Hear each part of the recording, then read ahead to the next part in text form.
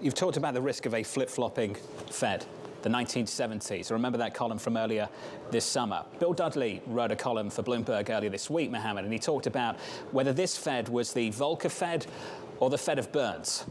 The latter not being much of a compliment, if you believe this is what Chairman Powell is right now.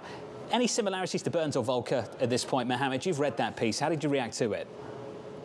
It's a good piece. You know, Bill produces really good, thoughtful pieces that should be read. Look, it's clear what Chair Powell wants. He wants to be associated with Volcker.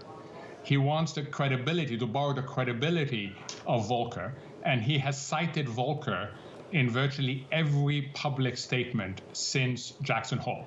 So it's very clear how he wants to be seen, and for good reason.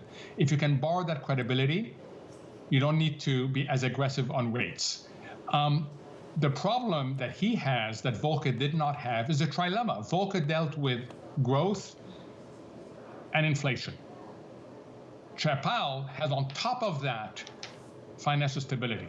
If they pivot, it will be because of financial stability. It's not going to be because they've decided to not look at inflation anymore. It will be because of financial stability. And the risk here is that we get a quagmire of stagflation as we try and lower the financial stability risk. Again, John, that is what happens when you're late. You have fewer degrees of freedom.